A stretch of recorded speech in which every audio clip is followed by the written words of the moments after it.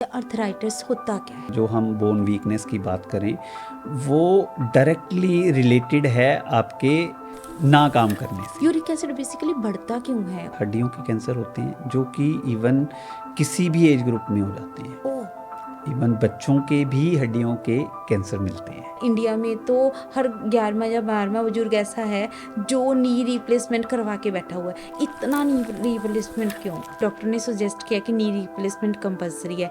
क्या उसको एक्सरसाइज, योगा या फिर डाइट या फिर कुछ भी करके ठीक किया जा सकता है मेडिसिन से? हमारा वेट ज़्यादा है तो ये सर्जरी नहीं सक्सेसफुल हाँ होगी। ये भी बहुत लोगों में ये मिथ है एक। L4 L5 या डिस्क या फिर शटिका पेन, ये तीनों कोरिलेटेड हैं। यस, ये सब कुछ कोरिलेटेड है। क्या सर्वाइकल को घर में ठीक किया जा सकता है? पहले तो मुझे ये जानना है आपसे। हार्मोन का थोड़ा डिफरेंस होता है मेन और वुमेन में। हाँ जी। जैसे जैसे एज बढ़ती है मतलब after menopause you can say oestrogen levels काफ़ी कम होने शुरू हो जाते हैं हाँ women जी। में। तो उससे ईस्ट्रोजन का डायरेक्टली इम्पैक्ट है बोन हेल्थ में। एक्सरसाइज से भी हम अपने आप को फिट रख सकते हैं, अपनी हड्डियों को हेल्दी रख सकते हैं, वो कैसे?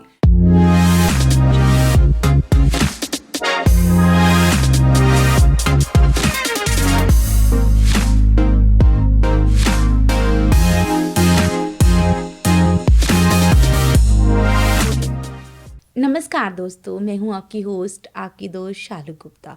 लेके आई हूँ पॉडकास्ट विद शालू का एक नया एपिसोड, जहां पे हम आपको बनाते हैं आपके ही जीवन का मास्टर और मिलाते हैं बहुत सारे एक्सपर्ट से, जो कि आपको देते हैं ढेर सारी जानकारी और बनाते हैं आपको ही आपके जीवन का मास्टर। आज मैं मिलाने जा रही हूँ डॉक्टर संदीप जिंदल जी से, जो कि famous orthopaedic and knees replacement surgeon हैं, जो कि एल्केमिस्ट सेक्टर 21 में एज अ ऑर्थोपेडिक्स जॉब करते हैं। तो आज हम मुलाकात करेंगे डॉक्टर संदीप जी से। डॉक्टर संदीप जिंदल, आपका बहुत बहुत स्वागत है। Thank you miss Shalu for inviting me. सिर्फ सबसे पहले तो मैं शुक्रिया करना चाहूँगी कि मुझे पता है कि being a doctor, being a orthopaedic, आपके पास टाइम नहीं होता। आपने हमारे शो के लिए टाइम निकाला, आपका बहुत बहुत शुक्रिया। Thank you for inviting me. Sir, पहले तो मैं जानना चाहूँगी कि आपने बीइंग अ डॉक्टर क्यों बनने की मतलब सोची कि डॉक्टर बना जाए? एक्चुअली जब शुरू में था तो मैंने भी नहीं सोचा था। 9-10 तक तो मेरा भी कोई ड्रीम नहीं था कि डॉक्टर बनना है। हालांकि मेरा जो इंटरेस्ट था या जो मेरा फील्ड मुझे अच्छा लगता था वो मैथमेटिक्स में इंटरेस्ट था मेरा बहुत ज़्यादा। और मैथमेटिक्स में मैं अपने स्कूल टाइम में टॉपर रहा हूँ और आगे मेरा भी थोड़ा टुवर्ड्स मैथमेटिक्स ही जाने का विचार था। बट +1 +2 में थोड़ा फादर की वजह से भी वो चाहते थे कि मेरे बेटा थोड़ा डॉक्टर की लाइन में या मतलब थोड़ी सी इच्छा थी उनकी। हालांकि उन्होंने कभी मुझे फोर्स नहीं किया कि आप डॉक्टर ही बनो, बट उनकी इच्छा को देखते हुए मैंने थोड़ा बायो में इंटरेस्ट दिखाया +1 में जब मैंने लिया। फिर धीरे धीरे धीरे धीरे इंटरेस्ट बढ़ता गया और आज आप फील्ड अपना चूज हो बहुत गया। फेमस डॉक्टर हो। Thank you. सर, मैं ना अक्सर इस पॉडकास्ट को जब हम स्टार्ट कर रहे थे तो पहले भी हमारी बातचीत हुई। मैं लोगों से आपकी अच्छाई के बारे में बहुत सुनती हूँ। नहीं, डॉक्टरों के बारे में ना अक्सर आजकल लोग कहते हैं कि जी लूट लिया, ठग लिया, पर आपके बारे में लोग उल्टा कहते हैं कि डॉक्टर संदीप जिंदल जी के पास जाओ तो वो बड़े पोलाइटली और बड़े आराम से और बहुत कम खर्चे में आपका इलाज कर देते हैं। ये कितना सच है? Thank you ma'am. बाकी जो हम जैसे जो आप लोगों से मिलते हो, हमारे कॉमन फ्रेंड्स फ्रेंड्स होते हाँ हैं जी। या उनका थोड़ा फेथ भी हो जाता है धीरे धीरे है ना। तो वो जैसे आज आपने सुना, फिर जो दूसरा कोई आएगा वो फेथ के साथ आता है, मेरे हाँ पास जी। आता है। तो बट हाँ, डेफिनेटली एज ए डॉक्टर हमें सबको चाहिए कि हम एक मतलब जितना पॉसिबल हो सकता है उसकी हेल्प करें। चाहे not only from my field, मेरे हॉस्पिटल में मल्टीपल ब्रांचेस हैं, जितनी हेल्प हो सकती है मैं कोशिश करता हूँ उनकी करने की। जब आती है हड्डियों की बात तो अर्थराइटिस का सबसे मेजर काम रहता है। पहले मैं जानना चाहूँगी अर्थराइटिस होता क्या है? अर्थराइटिस जो हम बोलते हैं बेसिकली क्या है, किसी भी जॉइंट की बॉडी के स्वेलिंग हो जाना या पेन होना, उसको हम कॉमन भाषा में अर्थराइटिस बोल देते हैं। Okay. जिसकी कि बहुत सारे तरह का अर्थराइटिस होता है। हाँ जी सर। जिसमें सबसे कॉमन हम बोलते हैं ऑस्टियोआर्थराइटिस। Osteo okay. और भी जैसे रूमेटॉइड आर्थराइटिस हो गया या सोरियाटिक आर्थराइटिस हो गया, गाउट सुना होगा आपने। हाँ जी। तो इस तरह से मल्टीपल टाइप के आर्थराइटिस होते हैं, ओके। जिनमें सबसे ज़्यादा कॉमन जो है वो है osteo arthritis. Okay. Osteo arthritis में क्या होता है कि बेसिकली ये एज रिलेटेड प्रोसेस होता है, ओके। जिसमें धीरे धीरे एज के साथ या कुछ फैक्टर्स होते हैं कि जो इसको एग्रेवेट कर देते हैं, जैसे कि थोड़ा फीमेल्स में ज़्यादा कॉमन होता है ऑस्टियो आर्थराइटिस। रूमेटॉइड आर्थराइटिस भी फीमेल्स में थोड़ा सा ज़्यादा कॉमन होता है। अच्छा, जब आपने बोला कि जो ये अर्थराइटिस हैं वो फीमेल में कॉमन होती है, वाई फीमेल में क्यों ये कॉमन होती वो हैं? जेनेटिक कुछ बीमारियां हैं मेल्स में कॉमन है, कुछ ओके। बीमारियां हैं जो फीमेल्स में कॉमन है। ओके। तो इस तरह से हर बीमारी का जो हम ओवरऑल जब हम पेशेंट्स देख के एक डाटा बनाते हैं, फिर हमें पता चलता है ये फीमेल्स में ज़्यादा कॉमन है। ओके। वो ये प्रिडिक्ट करना कि कौन सी बीमारी, मतलब अब तो हमारे पास सारा डाटा ऑलमोस्ट होता है कि कौन सी बीमारी फीमेल्स में कॉमन है, कौन सी मेल्स में कॉमन है। जैसे गाउट है, जो गाउटी आर्थराइटिस है, वो भी एक आर्थराइटिस है जो कि मेल्स में ज़्यादा कॉमन होता है। ओके। तो सर ये होता क्या है बेसिकली, इससे होता क्या है अर्थराइटिस से? देखो, जो पेशेंट हमारे पास आते हैं, जो भी आर्थराइटिस है, किसी भी रीज़न से आर्थराइटिस हुआ है, मतलब जो हमारे पास सिम्टम के साथ आएंगे, वो सबसे पहला सिम्टम तो हमेशा पेन ही रहता है।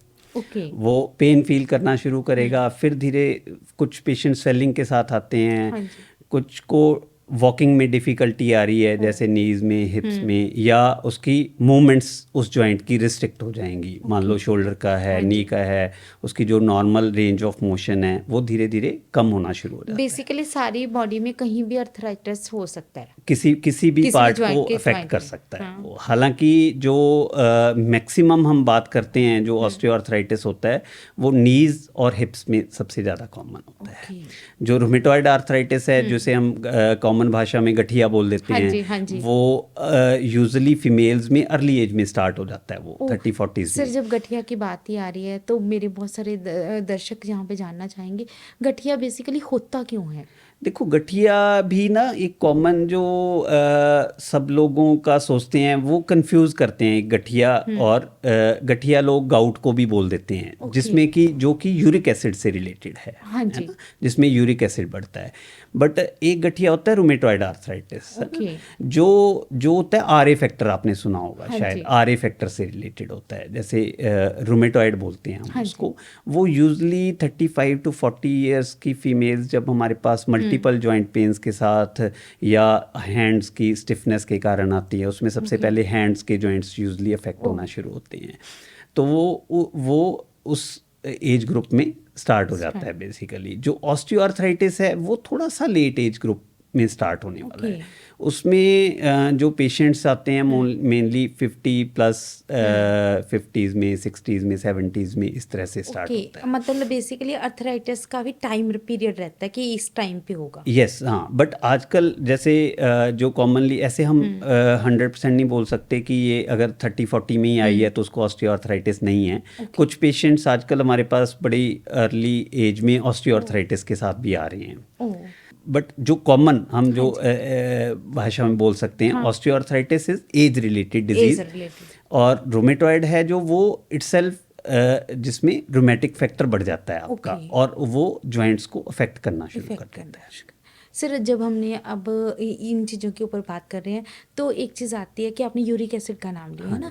यूरिक एसिड का एक सिंपल सा टेस्ट होता है जहाँ तक मुझे पता है। यूरिक एसिड बेसिकली बढ़ता क्यों है और प्रॉब्लम क्यों आती है यूरिक एसिड की? ये कोई ऐसा नहीं है, ये भी कुछ पेशेंट्स में प्रोटीन से बढ़ना शुरू हो जाता है। बेसिकली ये प्रोटीन्स का एक पार्ट होता है यूरिक एसिड, जिसको जब मेटाबोलाइज होता है, तो वो कुछ फैक्टर्स होते हैं जो हमारे कुछ पेशेंट्स के जीन्स में नहीं होते हैं, जिससे वो यूरिक एसिड प्रोटीन को मतलब बढ़ाना शुरू कर देते हैं बॉडी में। जब यूरिक एसिड बढ़ना शुरू हो जाता है ब्लड में, तो वो फिर मल्टीपल जॉइंट्स में इकट्ठा, पर्टिकुलरली जैसे यूरिक एसिड का जो मेनली अफेक्टेड जॉइंट है वो हमारा फुट का होता है, जो मेनली बिग टोज में अफेक्ट करता है, बाकी वो किसी भी जॉइंट में अफेक्ट करना शुरू कर देता है। ओके, जिसमें मुझे जहाँ तक नॉलेज है यूरिक एसिड से आपकी एडी में पेन होना शुरू हो जाता है। एडी में भी इफेक्ट कर हाँ, सकता है, काफी ज्यादा पेन। हाँ, एडी में इफेक्ट कर सकता है, या जो सबसे कॉमन है वो आगे का जॉइंट, जो बिग टो का जॉइंट है वो अफेक्ट होता है। वहाँ पे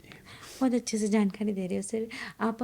सर अब बात आती है कि जब हम जॉइंट्स की बात कर रहे हैं तो नी की बहुत कॉमन रिप्लेसमेंट होगी है। नी की रिप्लेसमेंट मुझे लगता है इंडिया में तो हर 11वां या 12वां बुजुर्ग ऐसा है जो नी रिप्लेसमेंट करवा के बैठा हुआ है। इतना नी रिप्लेसमेंट क्यों? देखो, जहाँ तक हम नी रिप्लेसमेंट की बात करेंगे, ये जो है ये जैसे हम ऑस्टियोआर्थराइटिस की बात हाँ करते हैं, जिसकी ये एक सबसे कॉमन इंडिकेशन है। तो ऑस्टियोआर्थराइटिस में ये नी है रिप्लेसमेंट सारा कुछ आर्थराइटिस से रिलेटेड है ना, या वो ऑस्टियोआर्थराइटिस से खराब हुए हैं या रूमेटॉइड आर्थराइटिस से खराब हुए, मेनली कॉमनली। बट मेनली जो हम आज बात करेंगे, जो सबसे ज़्यादा कॉमन है वो ऑस्टियोआर्थराइटिस की है। तो जो ऑस्टियोआर्थराइटिस की जैसे जैसे वो बढ़ती है, जैसे कि मैं आपको एक ये मेरे पास एक मॉडल भी है जिससे मैं आपको शो कर सकता हूँ। इसमें ये नी के ऊपर की लेयर थाई बोन की लेयर है, ये हमारी जो नीचे की बोन है, ये है ना। तो इसमें क्या है, दोनों की बोन्स के ऊपर ये एक लेयर होती है जिसे हम कार्टिलेज बोलते हैं, जैसे कि ये ब्लू पार्ट आपको शो कर रहे हैं। तो ये दोनों बोन्स की अलग अलग, एक नीचे वाली बोन्स की भी, ऊपर वाली बोन्स की, तो ये जब ये मूव करता है तो ये आपस में रब नहीं करती हैं ये। तो ये गॉड गिफ्टेड रब नहीं करेंगी, नहीं रब करेंगी, क्योंकि इनके ऊपर ये एक कार्टिलेज की लेयर है। जो कि हमें आप एक्सरे में देखोगे तो आपको एक स्पेस दिखेगा हर जॉइंट के बीच में, तो that is not space, that is basically A cartilage layer. तो विद टाइम या विद एज क्या होता है कि ये धीरे धीरे ये कार्टिलेज की लेयर कम होनी शुरू हो जाती है, इसकी वियर एंड टियर शुरू हो जाता है। बिकॉज ऑफ एज है ना, उसमें मल्टीपल फैक्टर्स और कंट्रीब्यूट कर देते हैं, जैसे कि जेनेटिक्स, आपके पेरेंट्स को है तो आपको वो जल्दी हो जाएगा, ओबेसिटी हो गया, लैक ऑफ एक्सरसाइजेज, तो उन चीज़ों से ये सारा बढ़ जाती है, ये चेंजेस उनको जल्दी आ जाते हैं। तो ये धीरे धीरे, जैसे ये कार्टिलेज की लेयर है, ये इस तरह से धीरे धीरे, जैसे ये देख रहे हैं आप, ये खत्म हो गया, तो इस तरह से बोन दिखनी शुरू हो जाती है नीचे से, वो लेयर खत्म होने के लेयर ये धीरे धीरे खत्म होती जाती है। तो जैसे जैसे ये लेयर खत्म होती जाती है वैसे वैसे पेशेंट का पेन बढ़ता जाता है। अब इसमें जो बात करेंगे हम ट्रीटमेंट की, ट्रीटमेंट में जब ये स्टार्ट होती है तब हमारे पास मल्टीपल ऑप्शंस हैं इसको थोड़ा डिले करने की। तो उसमें कुछ बेसिकली पेशेंट के हाथ में है ना।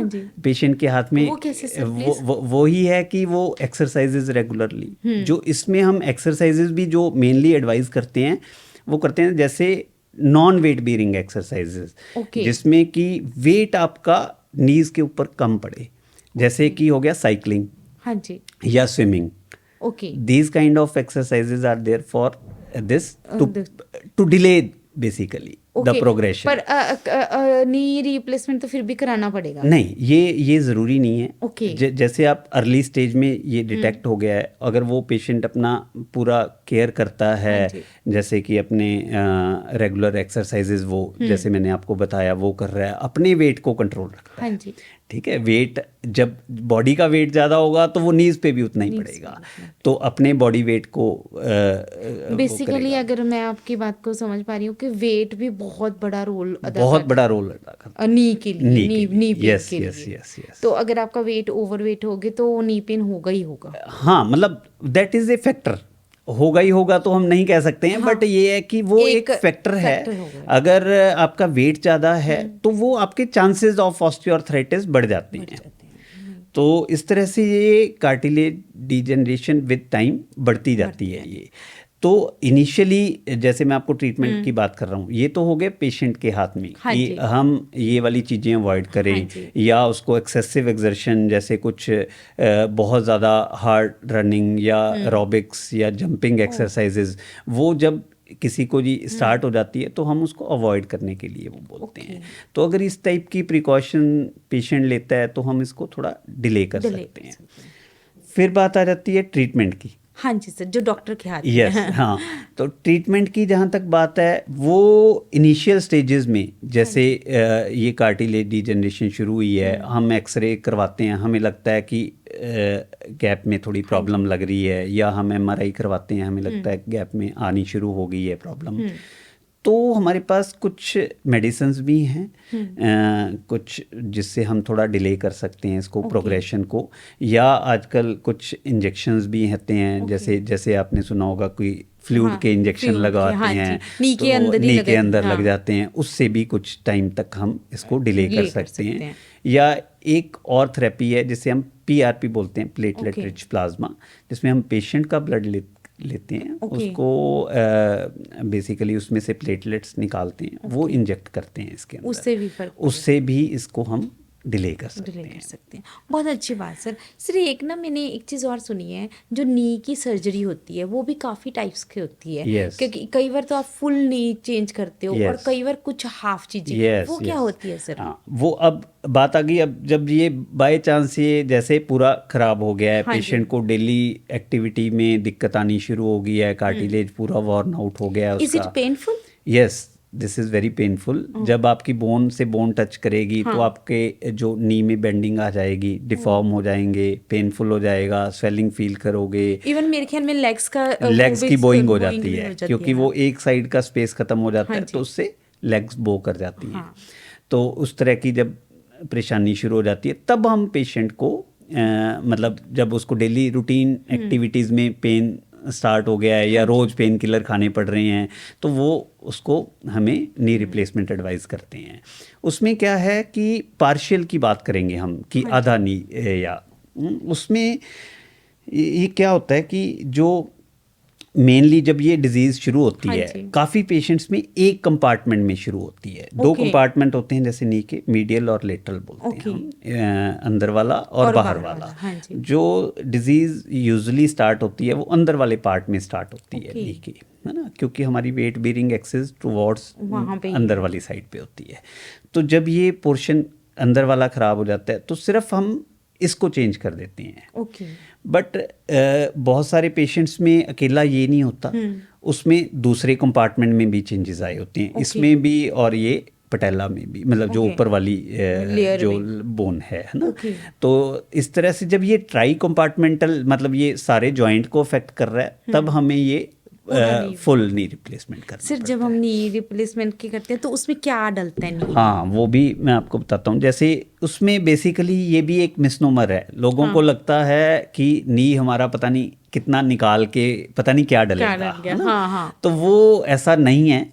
इसमें क्या है, basically it's not replacement, it's a knee रीसर्फेसिंग surgery. ठीक है, यू कैन से कि इसमें हम सिर्फ रीसर्फेस करते हैं। जो मैंने आपको बताया कि लेयर खत्म हो गई है कार्टिलेज की, वो कार्टिलेज की लेयर, ये जैसे मैंने ये ऊपर वाली बोन नीचे वाली बोन, इसमें क्या करते हैं हम, जो कार्टिलेज की लेयर खत्म हो चुकी है आपकी, उसको ही हम उसके साथ एक स्लाइड सा पोर्शन बोन का लेते हैं, उसको हम वो क्लीन कर देते हैं बेसिकली। एक तरह से हमारे पास जिग्स होती हैं उसके, उससे हम ये क्लीन कर देते हैं, और उसके ऊपर जस्ट लाइक कैपिंग हम ये इम्प्लांट करते हैं। जो ये इम्प्लांट है ये किस मेटल का बना होता है? ये यूजली कोबाल्ट क्रोमियम का बना होता है, COCR का, है ना। और भी मेटल्स आते हैं, टाइटेनियम भी आता है, तो वो ये इतना बड़ा पार्ट होता है जो ये डलता है? हाँ जी, हाँ, ये ऊपर वाली बोन में भी, ये इस तरह से नीचे की बोन में भी ये डलता है, और इन दोनों के बीच में ये कुशन होता है जो बेसिकली इनको स्लाइडिंग मूवमेंट करता है। ये मतलब ये दोनों पार्ट डल के तो तब पूरा नी तैयार हो जाता है। यस। तो फिर वो जो इंसान होता है वो जिस भी एज में हो वो चलना फिरना शुरू कर देता है? हाँ जी, हाँ, जो इसके बाद इसमें कोई रेस्ट हम यूजली नहीं एडवाइस करते हैं, है ना। इसमें जैसे मॉर्निंग में सर्जरी की, हम इवनिंग में या नेक्स्ट मॉर्निंग तक उसको मोबिलाइज कर देते हैं। तो सर जैसे उसके बाद उसको कोई तकलीफ आती है पेशेंट को? देखो, जो पेन की बात है वो मोर देन 90, यू कैन से 98% पेशेंट्स इसमें ऑलमोस्ट मोर देन 90% रिलीफ आ जाता है। तो इतने रिलीफ को हम काफ़ी सक्सेसफुल बोल सकते हैं। हाँ जी, बहुत ठीक है? ज़्यादा, हाँ। तो हाँ, कॉम्प्लिकेशंस तो एवरी सर्जरी की हैं, वो हम that can be there, but हाँ ये सर्जरी काफ़ी जब नी खराब है, पेशेंट चल नहीं पा रहा, जब वो चलना शुरू होता है विद इन फ्यू वीक्स वो अपने सारे रूटीन एक्टिविटीज़ करनी शुरू कर देता है, तो काफ़ी खुशी होती है, सेटिस्फाइड होता है। सर आज तक आपने कितने नी रिप्लेसमेंट किए? मुझे मैडम अराउंड मैं कर रहा हूँ 2013 से, तो अबाउट 11 इयर्स हो गए हैं मुझे ये सर्जरी शुरू किए हुए। ओके। तो you can say about 7,000 knees तक कर चुका हूँ। मतलब you are very experience doctor. तो किस तरह की डिफ़िकल्टीज आती हैं आपको जब आप नी रिप्लेसमेंट करते हो? नहीं, अब तो देखो ये हमारे लिए ना काफ़ी रूटीन की सर्जरी हो गई है, और बहुत ज़्यादा हमें फील नहीं होता है कि जब कोई भी इंसान कोई भी काम करता रहता है, कोई भी चीज़ करता रहता है, तो वो एक रूटीन बन जाता है उसका। तो ऐसा नहीं है कि ये कोई सर्जरी में डिफ़िकल्टी हमें बनी। हाँ जी। तो घुटने को इतनी सारी प्रॉब्लम्स आ चुकी हैं, पर आपने किसी डॉक्टर ने सजेस्ट किया कि नी रिप्लेसमेंट कंपलसरी है, क्या उसको एक्सरसाइज, योगा या फिर डाइट या फिर कुछ भी करके ठीक किया जा सकता है मेडिसिन से? देखो वही बात है, वो दैट डिपेंड्स कि वो किस स्टेज में है पेशेंट। ओके। अगर वो इनिशियल स्टेजेस में है तो डेफिनेटली ये थेरेपी से बहुत फ़र्क पड़ता है हाँ पेशेंट जी। को। जो आप बात कर रहे हो, हाँ जी। एक्सरसाइज, योगा, ये सारी चीज़ें बहुत इंपॉर्टेंट है। इवन जो अगर वो नी रिप्लेसमेंट में पहुंचता भी है स्टेज, अगर वो पहले वो कर रहा है ये सारी चीज़ें, तो उसकी रिकवरी भी उतनी ही जल्दी होती है पेशेंट की। बट हाँ, जब वो बहुत ज़्यादा, जब कार्टिलेज डैमेज हो चुका है, तो फिर अकेली उससे हम बोलें कि उसको फ़ायदा बहुत ज़्यादा होगा, वो नहीं क्योंकि वो उतना कर भी नहीं पाएगा, हाँ, क्योंकि क्योंकि रूटीन उसको नहीं है। पेनफुल होगा नहीं, तो वो बहुत एक्सेसिव एक्सरसाइजेज या वो खुद भी नहीं कर पाएगा। सर मेरी मदर की भी नी रिप्लेसमेंट हुआ है, तो थोड़ा बहुत मुझे पता है। नी रिप्लेसमेंट के बाद भी डॉक्टर एक्सरसाइजेज बहुत कंपलसरी बताते हैं, ऐसा क्यों? तो इसमें सर्जरी में ज़्यादा डिफ़िकल्टी नहीं है, तो बट जो रिजल्ट्स सर्जरी के डिपेंड करते हैं वो पेशेंट की फिज़िकल एक्सरसाइज पे डिपेंड करते हैं, क्योंकि जो मसल्स हैं उसकी अराउंड द नी, जो भी मसल्स हैं, अगर वो अच्छी होंगी तभी वो प्रॉपरली चल पाएगा, तभी वो अपने जो वॉकिंग गेट होता है उसको प्रॉपर रख पाएगा, या उसकी जो पेन जो पोस्ट सर्जरी होनी है, अगर उसकी मसल्स अच्छी होंगी जितनी, तो वो उतना ही जल्दी कम हो जाएगा। नहीं, बहुत अच्छे से जानकारी दी sir. Basically exercise knee replacement के बाद भी उतनी ज़रूरी है। यस, है ना? बिल्कुल। तो चाहे नी रिप्लेसमेंट करा लिया, इसका मतलब ये नहीं है कि नी रिप्लेसमेंट हो गया आपका काम खत्म हो गया, बल्कि एज अ पेशेंट आपका काम वहाँ से जाके वहाँ से शुरू हुआ है। वो एक्सरसाइज आपकी pre operative and post operative दोनों ही चाहिए।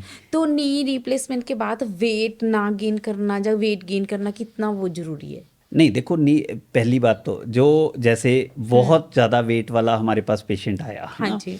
तो और बहुत ज़्यादा ख़राब नीज़ हैं उसके, हम पेशेंट को बोलते हैं जी, कई बार पेशेंट कहता है मेरा वेट बहुत ज़्यादा है डॉक्टर साहब, मैं नी सर्जरी कराऊं या नहीं कराऊं। हाँ जी। है ना, ये बड़ा एक मिथ है उनका कि हमारा वेट ज़्यादा है तो ये सर्जरी नहीं सक्सेसफुल होगी। हाँ जी। ये भी बहुत लोगों में ये मिथ है एक। हाँ। तो बट कई बार हमने देखा है कि पेशेंट को हम अगर बोलें भी हम तेरा चलो 6 मंथ्स बाद करेंगे, आप 2 किलो कम करके लेके आना, ठीक है, बट नॉर्मली पेशेंट नहीं कर पाता।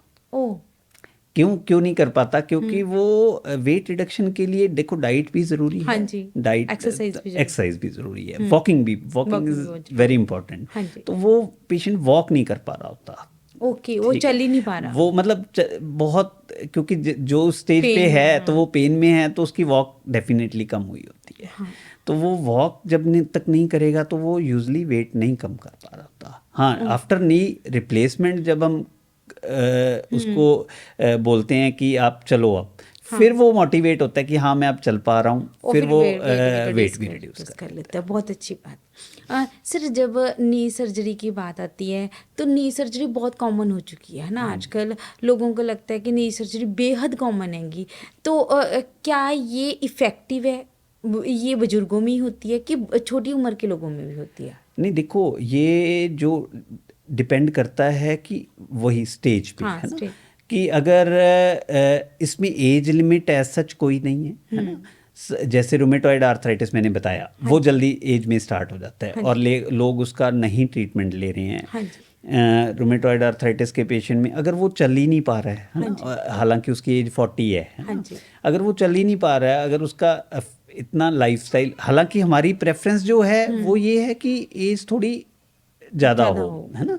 बट अगर एज कम भी है और उसको इतनी ज़्यादा डिजीज़ है तो हमें उसको सर्जरी करनी। सर्जरी कर। सर, जब नी रिप्लेसमेंट की सर्जरी की बात हुई, अब हम बात करते हैं लेग्स पेन की। It's a very common thing ना।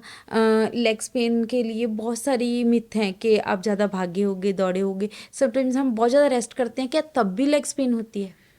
यस, लेग्स पेन का एज सच अकेली हम लेग्स पेन की बात करेंगे, वो उसके भी मल्टीपल फैक्टर्स हो सकते हैं आपके। ओके।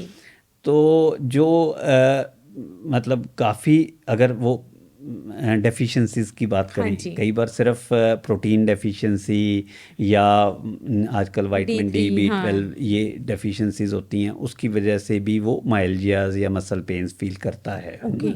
और कई बार क्या होता है कि अनडायग्नोज्ड आपको डिस्क प्रॉब्लम्स होती हैं। हाँ जी। उससे क्या है कि डिस्क से आपके ऊपर से नर्व प्रेस होती है, जिसके कारण आपको लेग्स में पेन होता है। या कई बार पेशेंट लेग्स पेन के साथ आता है, जब हम उनको देखते हैं तो वेरिकोज वेन्स के साथ भी एसोसिएटेड होती हैं लेग्स पेन। तो इसके मल्टीपल फैक्टर्स हो सकते हैं। जब भी लेग्स पेन कुछ लंबे ड्यूरेशन के लिए है तो आपको इन्वेस्टिगेट ज़रूर कराना डॉक्टर चाहिए। के पास जाना चाहिए। सर, एक ना जब लेग्स पेन और नी की बात हो रही थी तो मेरे दिमाग में एक बात आ रही थी। आपने देखा होगा कि इंडिया में हमारे बहुत बड़ी एक चीज़ है कि तेल मालिश करवा लो, जब कोई भी ऑयल ले लो उसकी मसाज करवा लो, जिससे आपका नी कोई पेन किलर मसाज ऑयल आते हैं ना, तो उससे आप मसाज करोगे, उससे आपका नी पेन या फिर लेग्स पेन चली जाएंगी। ये कितना सच है? देखो, massage is not contraindication, but massage के साथ डेफिनेटली रिलैक्सेशन तो मिलती है आपको हाँ जी। मसल्स की, है ना। वो टेम्परेरी रिलीफ के लिए बहुत अच्छी बात है। हाँ जी। बट उसका कॉज देखना बहुत इम्पोर्टेंट है। ओह। ये नहीं है कि हम उसको मसाज डेली करा रहे हैं हाँ। और टेम्परेरी रिलीफ हो रहा है आपको, इसलिए हम उसको इन्वेस्टिगेट ना करें। तो कभी भी आपको नी पेन रेगुलरली रह रहा है, बट डोंट डिपेंड कि हम सिर्फ मसाज के साथ उसको छोड़ दें। छोड़ दें। सर, जब नी की मसाज की बात आती है ना, क्या ये हो सकता है कि नी की मसाज को कोई ऐसे कर दे कि वो नी भी हिला दे? कुछ ऐसा हो सकता है? देखो वो मतलब दैट डिपेंड्स कि आप कितनी हार्ड। मतलब हार्ड वो कर रहा है। वो ऐसा नहीं है कि, वैसे तो यूजुअली नहीं होता ऐसा, कोई भी अगर वो ट्रेंड तो इसका मतलब मसाज की जा सकती है? ट्रेंड कोई भी अगर वो उस चीज़ में ट्रेंड है तो ऐसा नहीं होगा, बट हाँ अनट्रेंड अनस्किलफुल से तो obvious है वो डेफिनेटली चीज़ कुछ सारा। भी हो सकता है। सर, जब हम अब लेग्स और नी की बात की है तो अब मेरा मन है कि हम शटिका के ऊपर बात करें, L4 L5 के ऊपर बात करें। सर, पहले तो मुझे ये बताइए आप कि L4 L5 या डिस्क या फिर शटिका पेन, ये तीनों कोरिलेटेड हैं? यस, ये सब कुछ कोरिलेटेड है। आपको मैं बेसिक बताता हूँ कि जो हमारे वर्टिब्राज हैं, जो हम मनके बोल देते हाँ हैं, जी। वो हमारे गर्दन से लेके टेल बोन तक हैं हाँ जी। हमारी, ठीक है। तो उनके हर दो मनकों के बीच में एक डिस्क होती है। ओके। तो हर दो मनकों के बीच में डिस्क है। तो वो जो डिस्क है वो किसी भी लेवल पे अपनी जगह से हिल सकती है। ओह। ठीक है, तो वो उसका रीज़न गलत पोस्चर, वेट ज़्यादा या वटेवर रीज़न कोई भी हो सकता है। तो वो जब जो मोस्ट कॉमन एरिया है जो आपने जी। बोला L4-5, L5, हाँ। वो वही है उसका L4-5, ठीक है। तो जो मोस्ट कॉमन एरिया L4-5 और L5S1 होता है उसमें, ओके। जो कि बिल्कुल लोअर, हमारे लोअर स्पाइन, लोअर बैक में होती हैं। तो जो डिस्क की प्रॉब्लम मैक्सिमम होती है ये 2 लेवल्स पे होती है। हालांकि वो किसी भी लेवल पे हो सकती है। हाँ जी। अगर वो सर्वाइकल में होती है तो हम उसको सर्वाइकल बोल देते हैं। ओके। इवन यही प्रॉब्लम जो हम सर्वाइकल बोलते हैं हाँ वो भी डिस्क प्रॉब्लम ही होती है। ओह। तो वो बट उसके मन के ऊपर होते हैं। ये चीज़ तो मुझे नहीं लगता कि ऑडियंस को पता भी होगी कि ये भी डिस्क से ही यस, रिलेटेड होती है। ये जो आप रेडिएटिंग, जो आपका पेन अगर लेग में जा रहा है तो वो यूजुअली जो लोअर बैक की डिस्क से होता है, जैसे L4-5S1 बताया मैंने। अगर ऊपर आ रहा है। अगर आपका बाजू में जा रहा है तो वो सर्वाइकल डिस्क की वजह से होता है। सर जैसे हमने L4 L5 की बात की, L4 L5 या फिर शटिका, यस शटिका वेरी कॉमन है ना, यस ये वुमेन्स में कुछ ज़्यादा होती है। हाँ, ये वैसे ये बहुत ज़्यादा कॉमन है, हाँ, वुमेन में भी है, मेन में भी है। आजकल तो बहुत सारे पेशेंट, हमारे वो 50% पेशेंट वही ये शटिका की ही शेटिका है। के साथ तो होते शटिका को क्या ठीक किया जा सकता है घर पे ही? हैं। यस, जो देखो शेटिका शेटिका बेसिकली शेटिका क्या है, pain due to disc problem okay. Basically, ठीक है।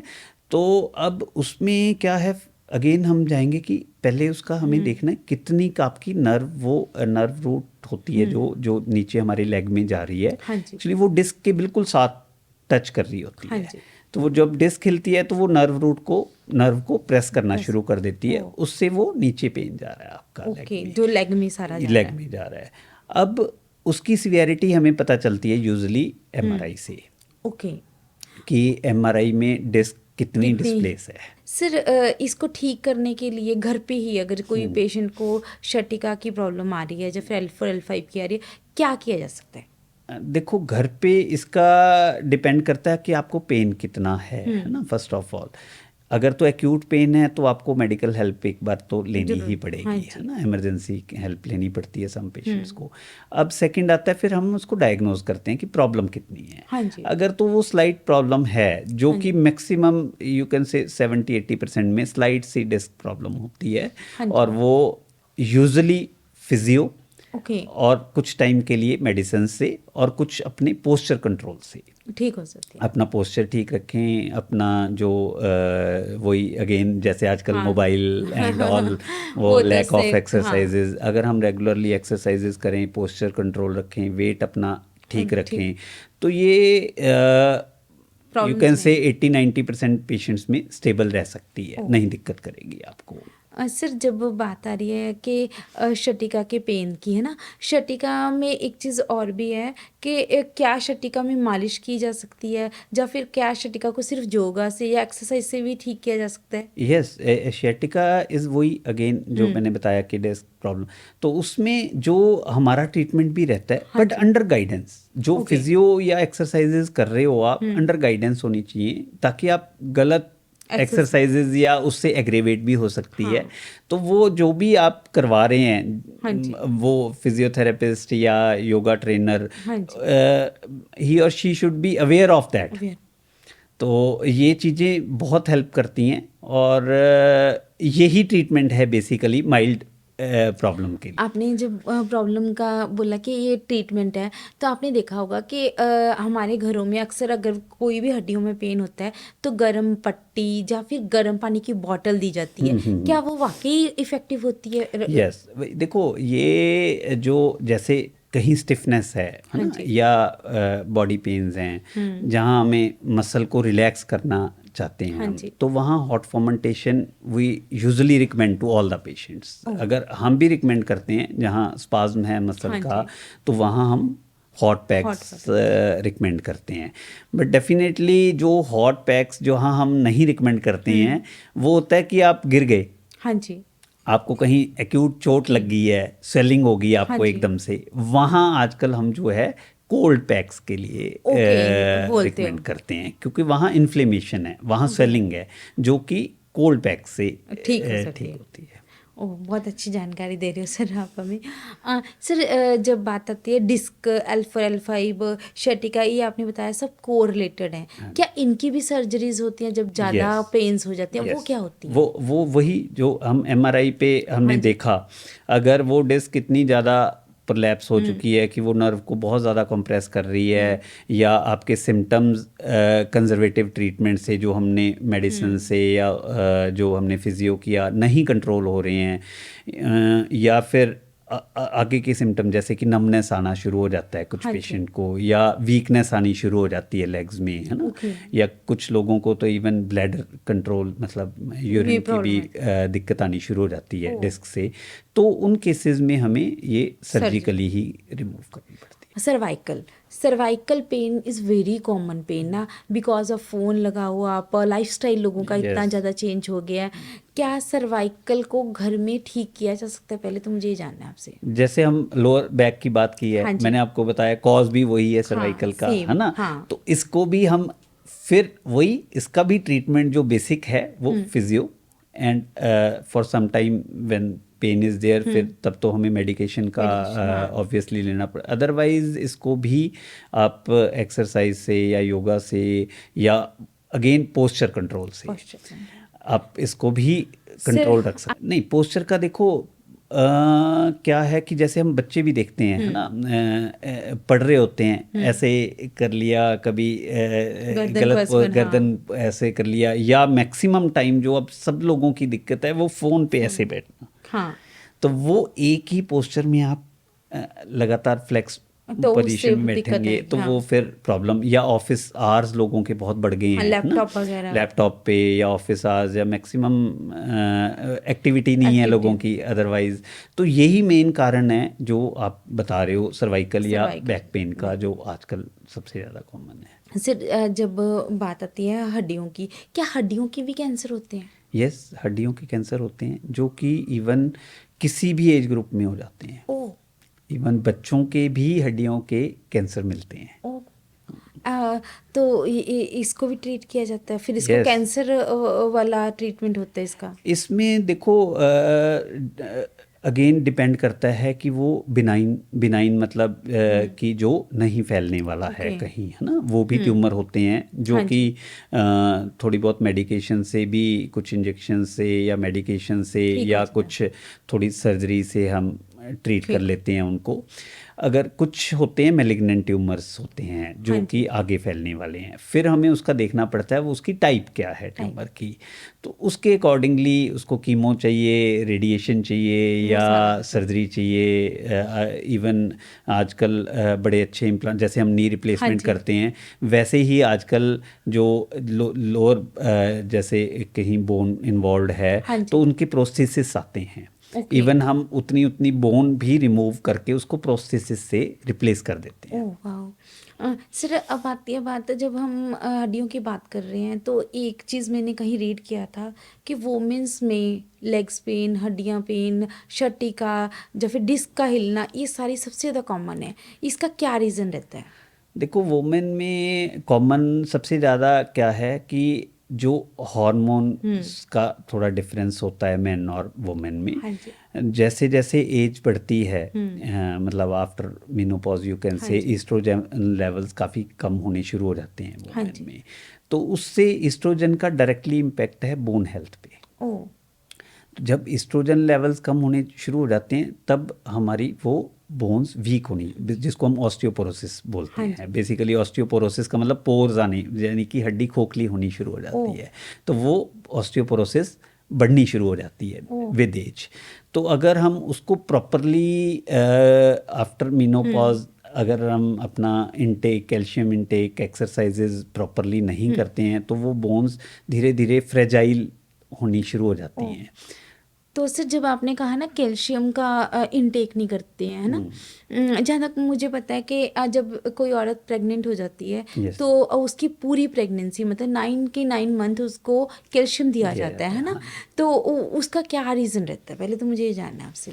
नहीं, वो तो देखो आपके जो दोनों के लिए ज़रूरी है, वो बच्चे के लिए भी ज़रूरी है, और उस टाइम एक्चुअली आपकी हर चीज़ की रिक्वायरमेंट बढ़ जाती है।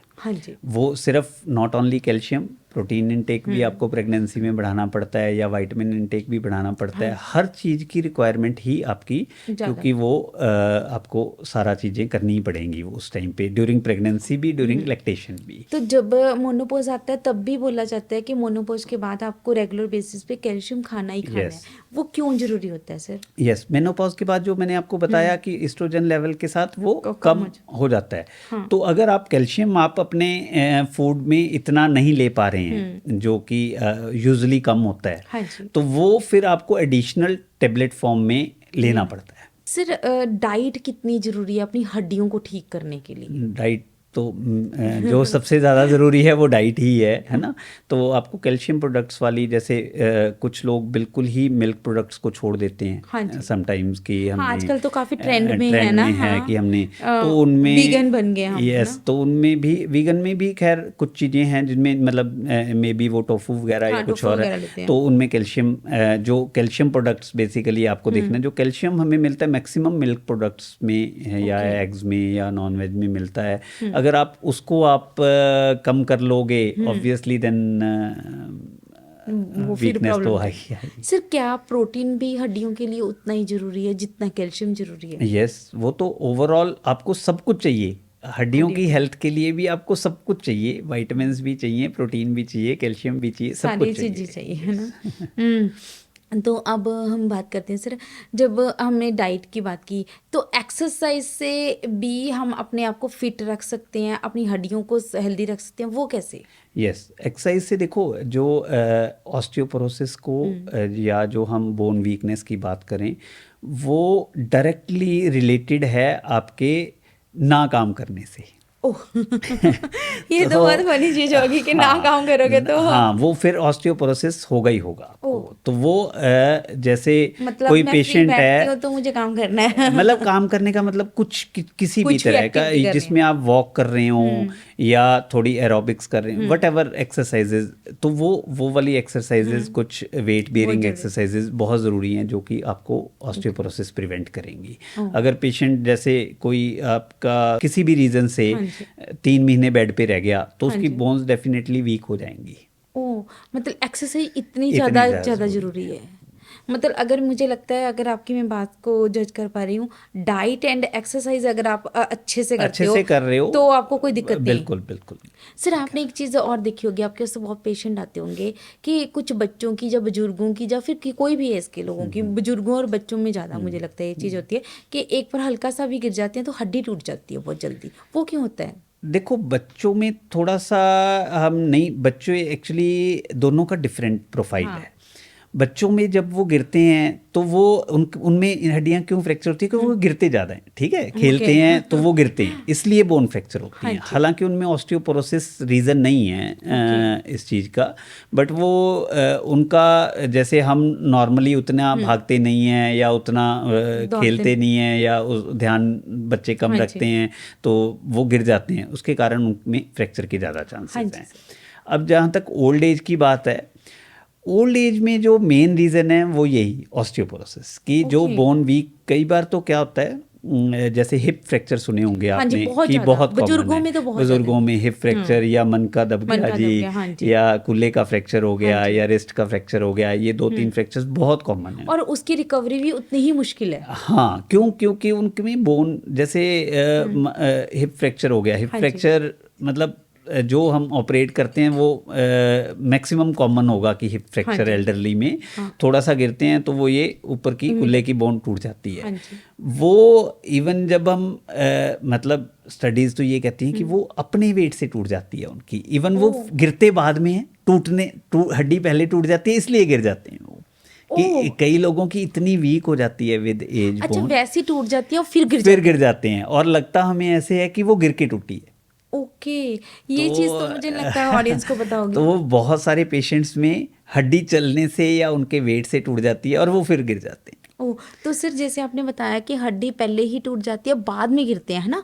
तो हड्डी टूटने का कारण तो आपने बताया, पर इसको रोका कैसे जा सकता है? इसको वही सब अपना रेगुलर चेकअप, पहली बात तो, है ना, जब आपकी एज बढ़ती है आफ्टर 40s, खास करके फीमेल्स में जब मीनोपॉज के बाद, आपको कुछ टेस्ट, जैसे हम उससे डिटेक्ट हो जाता है, डेक्सा स्कैन होता है हाँ इसके जी। लिए, जिससे हमें बोन वीकनेस का आपको आइडिया मिल जाता है। हाँ जी। उसके लिए उसको हम कम्प्लीटली प्रिवेंट कर सकते हैं। बहुत अच्छी मेडिसिन हैं ऑस्टियोपोरोसिस की, नॉट ओनली कैल्शियम इनटेक और विटामिन डी इनटेक, ओके। उसके अलावा भी इसमें मेडिसिन्स हैं कुछ, या कुछ इंजेक्शंस हैं जो हम अगर रेगुलर उसको पहले ही ऑस्टियोपोरोसिस डिटेक्ट होते ही शुरू कर लें तो इनको हम सब कुछ प्रिवेंट कर सकते हैं। सर नी लॉकिंग आपने सुना होगा, नी लॉक बहुत बार लोगों का बहुत कॉमन प्रॉब्लम है ना, ये भी खास करके विंटर्स में मुझे लगता है ज़्यादा होता है। Yes. ये क्यों होता है सर? देखो, नी लॉक जो होता है, जब भी नी लॉक होता है तो हमारा फर्स्ट माइंड जाता है एक घुटने के अंदर, जैसे मैंने आपको पहले भी ये दिखाया था। हाँ जी। इसके अंदर जो दोनों, ये तो मैंने बताया था कार्टिलेज है, एक ना झिल्ली होती है बीच में, ये हाँ जी। मेनिस्कस बोलते हैं इसको। ओके। जो वाइट ये White झिल्ली कलर होती की है, है, जो मतलब ये भी एक कुशनिंग इफेक्ट नी में क्रिएट करती ओके। है ना, बिल्कुल पतली सी, दोनों तरफ मीडियल और लेटरल मेनिस्कस होते हैं, एक इस साइड पे एक इस साइड पे। तो वो क्या होता है कि कुछ एक्टिविटीज़ में जैसे आप खड़े हुए एकदम ट्विस्ट किया हाँ नी, जी। तो वो इस दोनों बोन्स के बीच में ट्विस्ट होके कई बार वो फट जाती है, वो है ना, उसके कारण meniscus। भी। तो वो जब भी आप वो एक्टिविटी करोगे या कुछ और करोगे तो वो दोनों बोन्स के बीच में उसको लॉक कर देगी वो, ओह, फिर वो लॉक हो तो जाता वो लॉक हो जाता है। फिर उसको आपको जेंटली इसको मूव करते हो करना तो पड़ता वो लॉकिंग खुल जाती है। वो इसका ये काफ़ी मेजर रीज़न होता है, जो कि हमें एग्जामिनेशन से पेशेंट को एग्जामिन करके या फिर कुछ टेस्ट एमआरआई वगैरह करवा के हम उसको डिटेक्ट करके और इसको ट्रीट कर सकते हैं। सर जब नी रिप्लेसमेंट की बात आई, अब नी की बात आई है ना, ये दीज आर बिग, बड़ी सर्जरियों में आती हैं, ये बहुत महंगी सर्जरियों में भी माना जाता है इनको। तो आपको लगता है कि पेशेंट्स को रेगुलर बेसिस पे इंश्योरेंस करवाना चाहिए?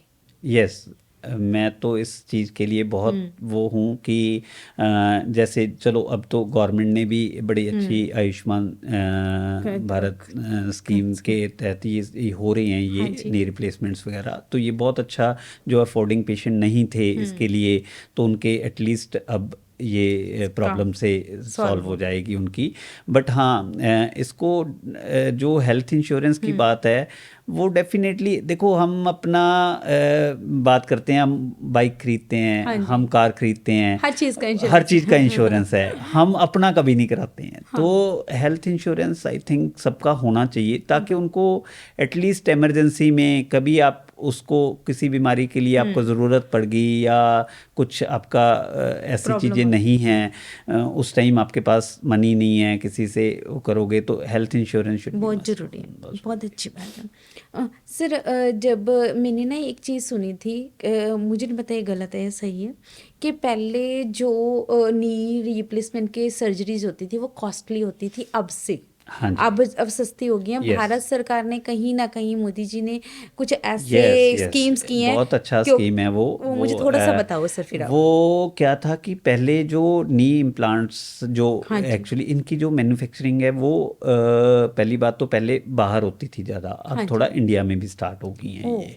सेकंड चीज़ था कि उनके जो जो प्राइसेस थे वो काफ़ी हाई थे उस टाइम पे। अब क्या है कि वो एक गवर्नमेंट ने उसके ऊपर एक कैपिंग कर दी है कि वो जो भी उनका जो मतलब स्पेसिफिक काइंड ऑफ इम्प्लांट, हाँ इस जी। मेटल का इम्प्लांट है तो वो इतने 1000 का है, इस इम्प्लांट का है मतलब तो बेसिकली फिक्स कर दिया वो नहीं फिक्स रेट है। वो आपको कोई भी हॉस्पिटल या कहीं पे भी उससे ज़्यादा वो चार्ज चार्ज नहीं नहीं हो कर सकते सकते। हैं, तो उसके कारण ये कॉस्टिंग काफ़ी कम हो गई है पहले से। सर आप एक चीज़ बताइए कि जैसे नी रिप्लेसमेंट पे हम दोबारा फिर बात कर रहे हैं, नी रिप्लेसमेंट के बाद भी क्या लोगों को दिक्कतें आती हैं? क्या ऐसा भी होता है कि कई बार अनसक्सेसफुल ऑपरेशंस होते हैं? यस, देखो उसका हर कारण चीज़ भी बताएं की सर। कॉम्प्लिकेशन है, ठीक है। कोई भी सर्जरी हम ये नहीं बोल सकते कि कंप्लीटली रिस्क फ्री है। हालांकि ये सर्जरी मैंने आपको पहले भी बताया हाँ। कि जिसमें कि सक्सेस रेट बहुत ज़्यादा हैं, Over है, बट हाँ। स्टिल कुछ पेशेंट्स में विद टाइम ये इम्प्लांट बोन के साथ लूजनिंग शुरू हो जाती है कई बार, है ना। ओके, वो क्या होती है सर? जैसे ये इम्प्लांट ये है ना, इम्प्लांट जी। है, तो ये विद टाइम, जैसे हम बोलते हैं लोग 15 साल लाइफ है, 20 साल लाइफ है। हालांकि ये स्पेसिफिक नहीं है किसी पेशेंट के लिए, लोगों को ये 35 साल भी चल सकते हैं और 30 साल भी चल सकते हैं।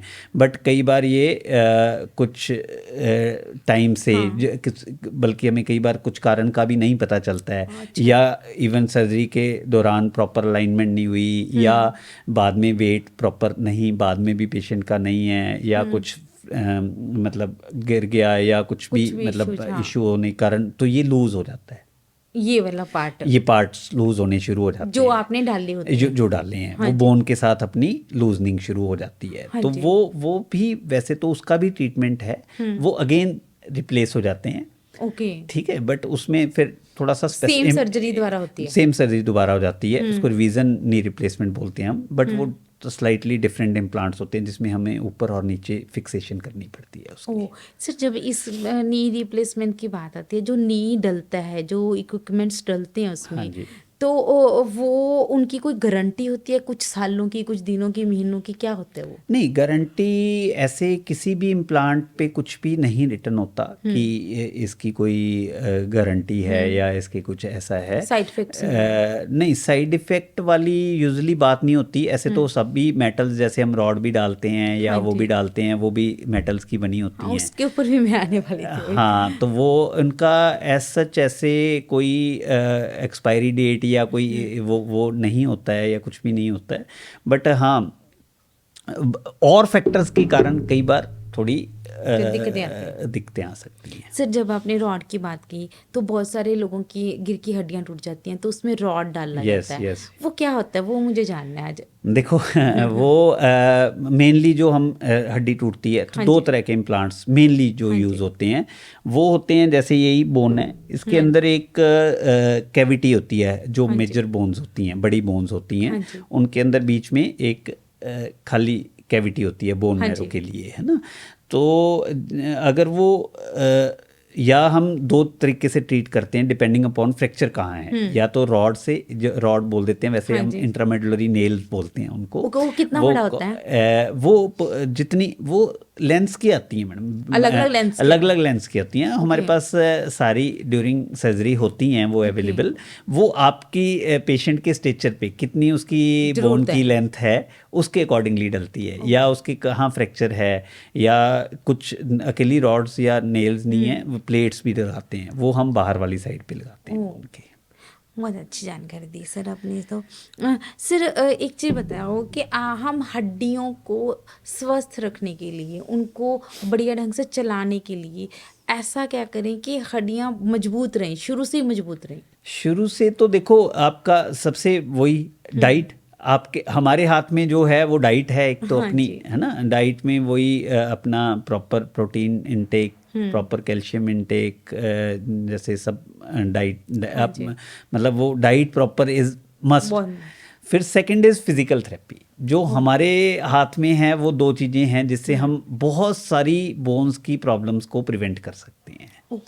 आपका खुद का body weight, regular physical exercises, posture control और डाइट, ओह, ये चीज़ें बहुत ज़्यादा बहुत जरूरी है। ज़्यादा ज़रूरी। सर, क्या नी रिप्लेसमेंट से मतलब कोई नुकसान हो सकता है अगर किसी ने नी रिप्लेसमेंट कराना हो? कई बार कईयों के मन में डर होता है कि नी रिप्लेसमेंट कराने से हमें और बहुत सारी प्रॉब्लम्स हो जाएंगी। क्या कुछ ऐसी कोई दिक्कत होती है? नहीं नहीं, ऐसा ये ना बहुत सारे मिथ्स होते हैं लोगों के कि मुझे मतलब मेरे को बहुत सारी बीमारियां हैं, मैं ना कराऊं, मेरे को ये ना हो जाए या वो ना हो जाए। देखो मैंने आपको बताया था 1% complication rate is always there, हाँ, है ना, वो तो हर जगह पे है। Every kind of surgery, but more than 99% you can say कि इसमें जब वो करवाते हैं और जब वो चलने लगते हैं तब वो फील करते हैं कि उन्होंने कितना अच्छा डिसीजन लिया है। ओह, और इससे पेन भी चला जाता है? Yes, definitely. बेसिकली तो उन्होंने जब उनकी पेन फ्री हो जाते हैं, पेन किलर्स बंद हो जाती हैं, और सेकेंडली दो ही एडवांटेज हैं बेसिकली। आप हाँ ये जी।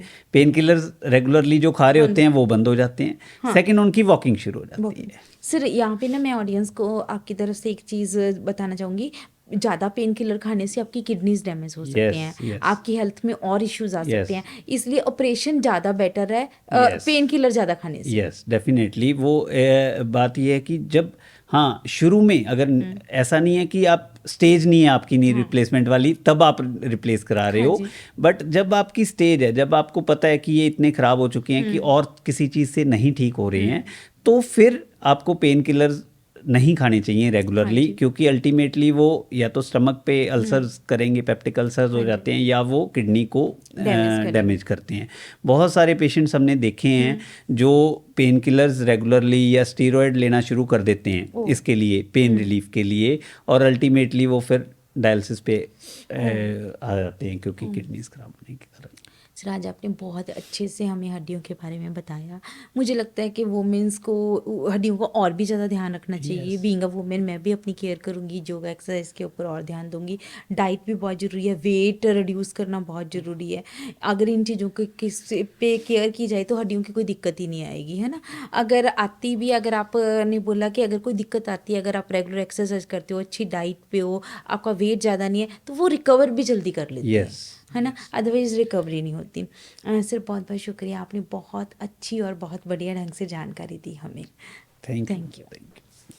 आज हमारे साथ थे डॉक्टर संदीप जिंदल जी, और उन्होंने हमें बहुत अच्छे और बहुत बढ़िया ढंग से हड्डियों को मजबूत करना, हड्डियों के बारे में बताया कि हम हड्डियों को कैसे ठीक कर सकते हैं। योगा, एक्सरसाइज, डाइट, अपना वेट रिड्यूस करके या वेट कम करके, अगर नी रिप्लेसमेंट की ज़रूरत पड़ती है तो उसको उससे डरना नहीं है, घबराना नहीं है, बल्कि आपने रिप्लेसमेंट करा के अपने आप को एक दोबारा लाइफ दे सकते हो, आप एक अच्छी लाइफ जी सकते हो।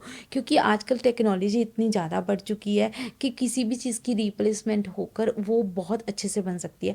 पर मैं तो यही चाहूँगी कि मेरी ऑडियंस को ऐसे रिप्लेसमेंट ना करने की बजाय वो अपनी हेल्थ को शुरू से ही हेल्दी रखें, अपनी लाइफस्टाइल पे के ऊपर ध्यान दें, योगा, एक्सरसाइज, डाइट के ऊपर ध्यान दें, ताकि आप पॉडकास्ट विद द शालू से जुड़े रहें, बने रहें। और पॉडकास्ट विद द शालू को लाइक, शेयर और सब्सक्राइब करना बिल्कुल मत भूलिए।